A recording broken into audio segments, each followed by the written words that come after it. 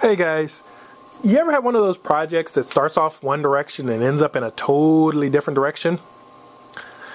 Well, this was originally going to be just a fire escape. Now, the road on how I got from a fire escape to this is weird and strange, and I'm not going to go into it. Suffice to say, inspiration strikes and you start to do some weird stuff. Either that or 3 in the morning rolled around and I lost all train of thought and things went crazy. Anyway, but what this is turned into is an elevated roadway or walkway kind of design. Now what you're seeing here is the kind of the paper test of it. So it's just in cardboard, so it may be a little bit, it's not as sturdy as I would like, because you can see how it's all tilting down this direction. But it should actually sit about like that. It's because I put it on a cantilevered stand, which I think I'm going to keep, oddly enough, because I like that look. It's something different. I mean, normally when you're seeing these kind of things, they're always on the standard 2 legs and it's centered. I wanted something a little bit different.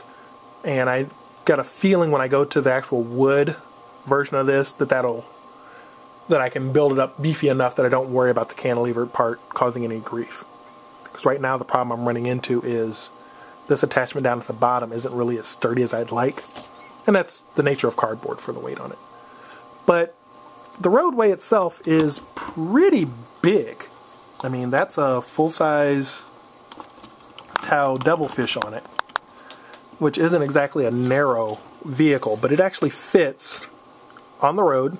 I think the roadway itself is 6 inches wide, so it almost fits through on the flight stand. And if I were to take it off the flight stand, if it were one that was sitting on normal landing gear, it would fit through fine.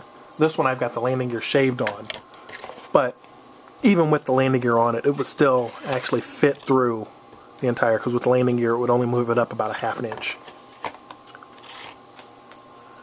But, and I'll turn this sideways so you can see it a little bit better. So, there it would be from the side. But the idea behind this is one of those elevated roadways that you'd see in all the sci-fi worlds.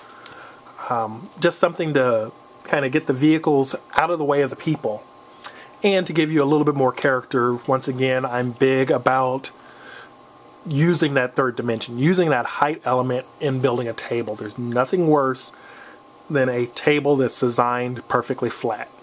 It almost reminds me of, gosh, what was I just recently reading? I was rereading Ender's Game, where and at the very beginning of the book, they're teaching them how to think in 3D, and it's like, well, or how to think in 0G and to fight in 0G.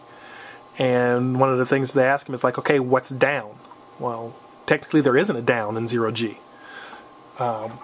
So this is kind of my way of getting the tabletop to think that same way, where vertical height actually matters and it has a purpose. So what I did is I came up with this one, and first thing I did was give it a nice wide roadway. As I mentioned, the roadway is 6 inches wide, so there's plenty of room in there to fit almost any vehicle. I think the only thing that won't fit is like a Land Raider, or some of your aircraft, which, let's face it, you're not going to park those on a road anyway. But most normal sized vehicles will fit. You may have to watch out for some turrets, and that's nature of the beast. I could actually make it taller, and who knows, I may bring this top piece up a little bit higher just to give it maybe an extra inch of clearance. I think I've got 3 inches of space in there because I designed it using the standard height setup, so it's not really a super wide space between, but gives you enough space. I also did something a little bit different. I like having kind of air gaps and things to make it, for the future stuff, to make it almost look like the materials they're using on it shouldn't be strong enough to hold it. There's just enough material there to actually get the job done. So what I did is I spaced this part out, so you can see that there's an outer wall here and then the inner. And then there's a nice sized gap. And what that allows us to do is to get a little bit more creative with the design on it. So even though I have troops all the way up to the edge and they can shoot out, they're not really at the edge. There's an extra inch here. So it just gives it a little bit different design. Eventually in the final design, these will actually probably be engraved on the bottom, or else I may, who knows, include like little light-shaped pieces so it looks like there are lights underneath. Just so you can get a little bit more design and character in it. At the bottom of it, these are actually some pretty beefy trusses that I did. And I wanted to make sure that they were strong enough to hold. As well, I wanted something to give it a little bit of structure. Other things that I did, the outer rings, you notice that I added a little bit of detail in there. As opposed to just having, I mean, I could have had just as a sealed-in piece, but I figured, let's go with that theme. What's actually holding up the runway the roadway is not this outer edge here, but this piece here. So it all rides on it. This one is a 6-inch section of it, but what I'm probably going to do when I do the final version of these, I'm going to do them as kind of one with the road. You can buy them with the road, or you can buy them just as the uprights, and then you can put your own road in it. That way, if you needed to do really, really long sections, you can, and you can do them cheaply. Because, I mean, the roadway really doesn't need to be made out of wood. Only the uprights are really what the structure is, so you could do those out of foam core, and it frees you up to do some additional things, such as if you're wanting to modify them and do a wrecked version of it, you could. Each of them, I've added little linking tabs on the ends of each one of them, so I've actually got some additional options. So if I wanted to link multiples of these end to end, I can, and I even did a 45-degree corner piece that comes around. But the first one that I cut out today was this one, and let's move these so you can see. So there's the main piece, but then I did, well, let's do a stair step up to it. And what these do, there are these little nubs on the end, and they just sit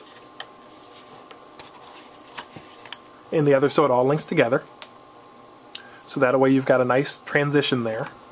Let me back this up a little. And rather than going with the traditional 2 side ones, I actually went with a wide center spar for them. But they're all spaced decently enough that they're about an inch. There's about an inch between each one.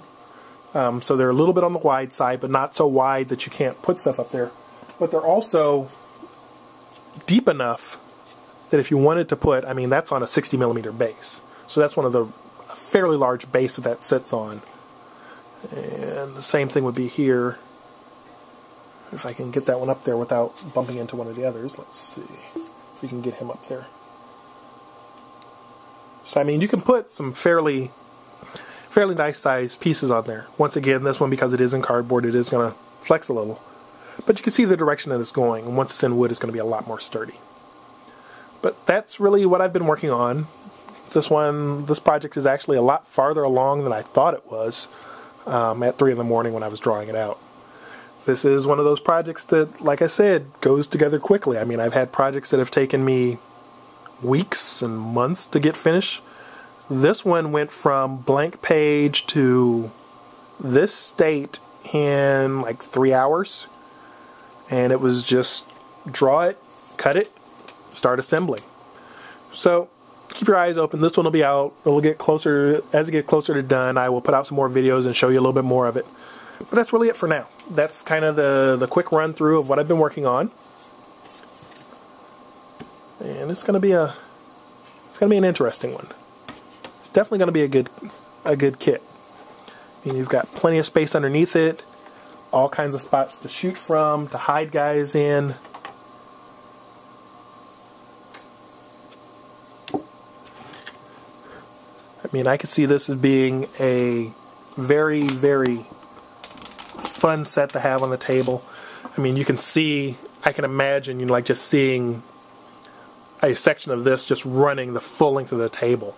So, I mean, these are, like I said, these are 6 inches apart, but you could do them like a foot apart.